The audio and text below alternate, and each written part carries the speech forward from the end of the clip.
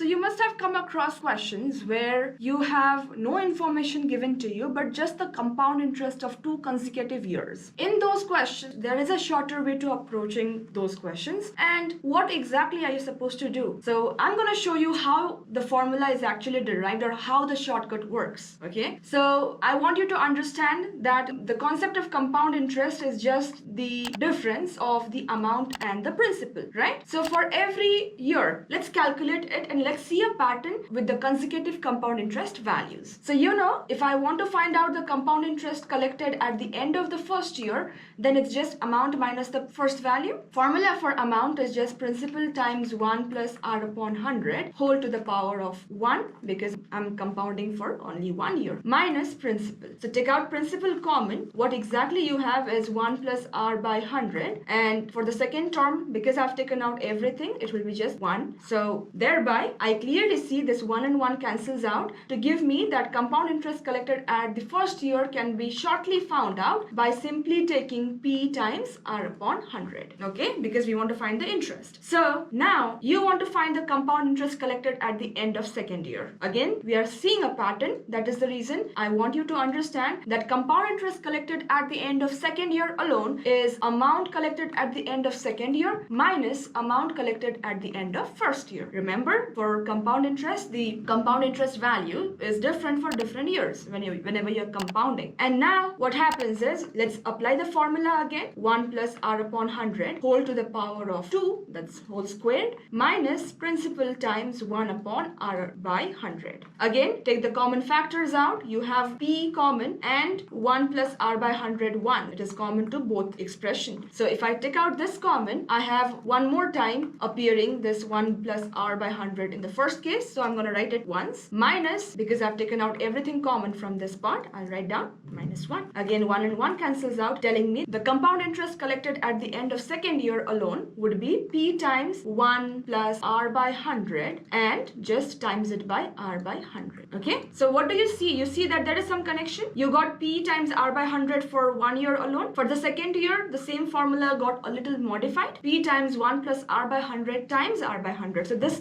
thing came additionally. Okay, now let's try for one more time. Compound interest collected at the end of third year alone would be simply the difference of the amount collected in the third year minus the amount collected in the second year. So thereby you can use the formula again. P times 1 plus r by 100 whole to the power of 3 minus p times 1 plus r by 100 whole to the power of 2. So what will be common? P times, the lower power is always common. Remember, p times 1 plus r by 100 whole square is common. You have one time remaining in the first expression minus nothing, which is minus 1. So 1 and 1 cancels out. Again, the formula looks similar. When I'm finding the difference of the second and the third year, I got p times 1 plus r by 100 whole squared times r by 100.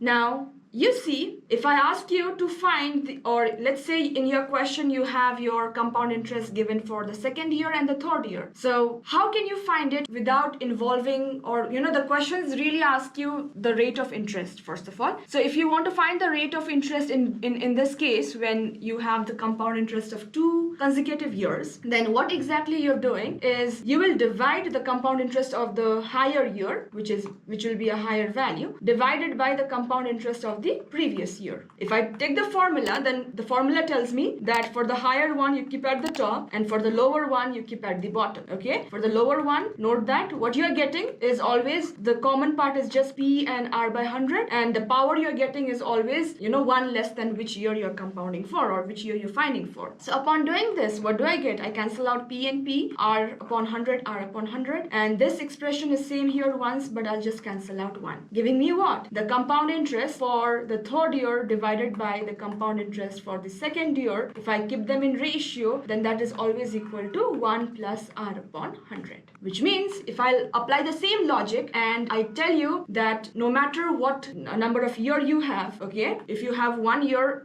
like if you have the compound interest of 2 consecutive years, then you take the compound interest of the higher value at the top divided by compound interest collected for the previous year. That ratio will always be equal to 1 plus r by 100. So with this formula, you can find the rate of interest given to you. If you have the compound interest given to you for 2 consecutive years, then it is the easiest thing you can do. I'm just taking an example. Compound interest collected at the end of 3 years itself, or let's say it has been given me for 5 years and 6 years, okay? Then I'll say, I'm just taking an example. Let's say the compound interest collected at the end of 5 year is 500, and at the end of 6 year it's 650. Just an example.